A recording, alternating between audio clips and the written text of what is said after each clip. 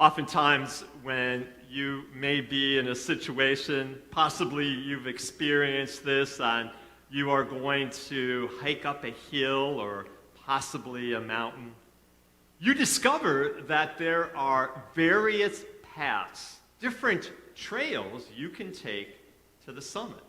Now, I have personally had this experience, and those trails can, first of all, give you some options as far as difficulty, but also those different paths and trails give you different vistas of the landscape.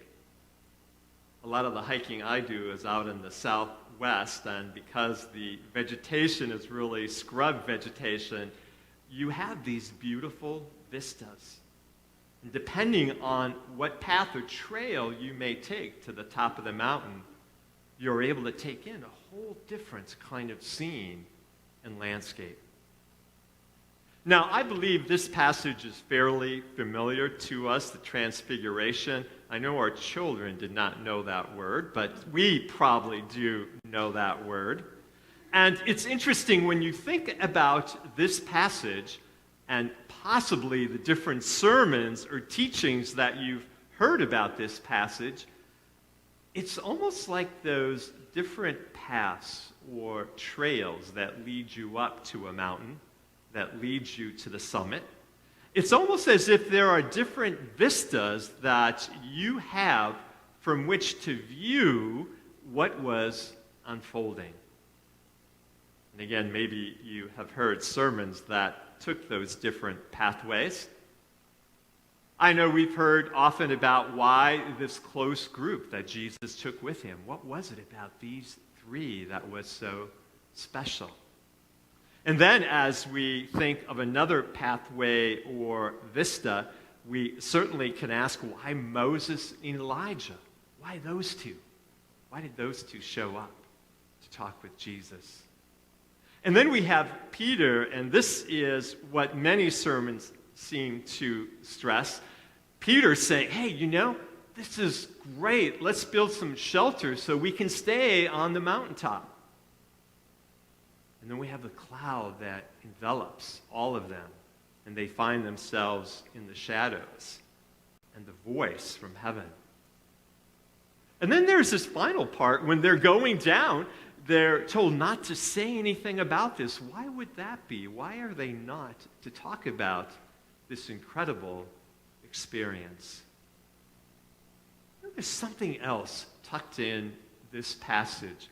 And I don't know that I've ever heard a sermon about these few words, this one other part that's tucked in here.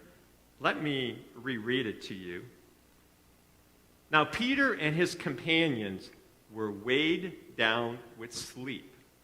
But since they had stayed awake, I don't know, when I read that, it almost sounds like it's saying they almost missed the whole thing because they were sleeping.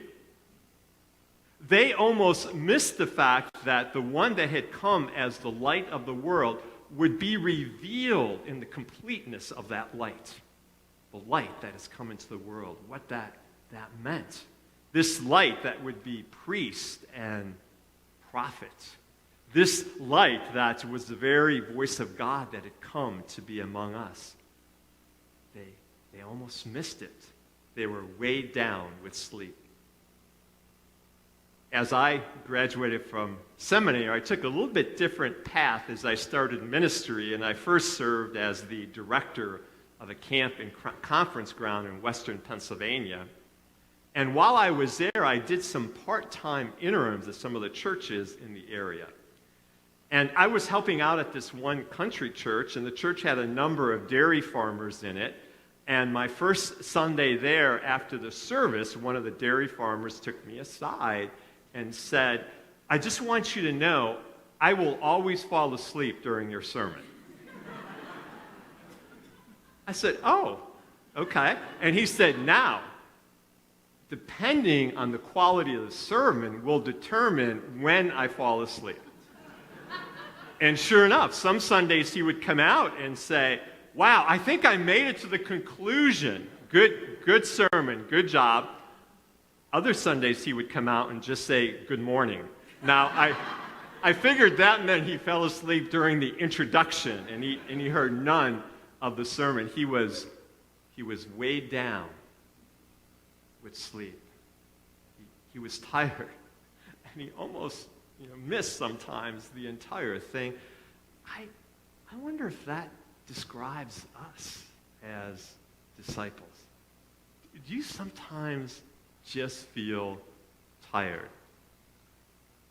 And bless you that are here in this space, and those that are listening, you come and you hear these calls to action, and you hear how we need to abandon ourselves to Christ and what our call is, and you even maybe do a class or two, but after a while you just start feeling tired and you're weighed down.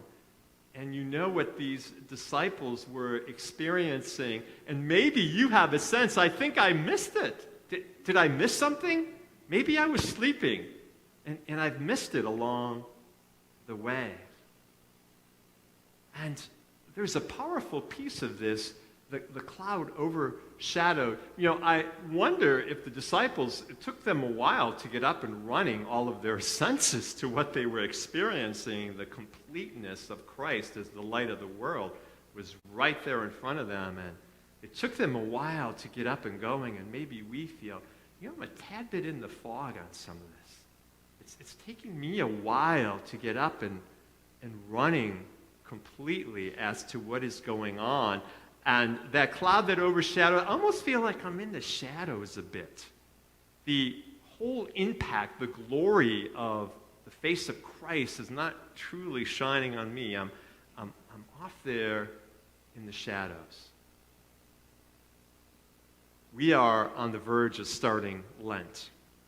And we have a sense that maybe this year of all years, we're a little bit more tired as disciples.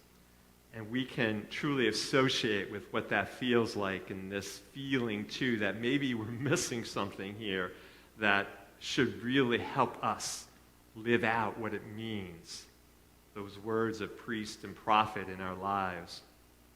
So this year for Lent, our theme is shadow and lights. How is it that maybe we find ourselves in the shadows? How is it that we are missing the completeness of the light of Christ in our world and the call that light brings? During the different weeks, we're going to look at different paths, different vistas that I mentioned that can help us fully be present to this good news. So we'll take some time and we'll look at these different vistas, and maybe you can associate and understand how, yes, that is a place where I'm in the shadows. And maybe as we move through these different weeks, and we'll be providing some readings and devotions for you, you can help to kind of come to with all your senses, just like those disciples needed to come to because they were weighed down and tired. So please, I hope that you will join us on this journey, this path that we'll walk together, seeing many new vistas. And bottom line, on these Sunday mornings, we hope you make it at least to the conclusion of the sermons. To God be the glory.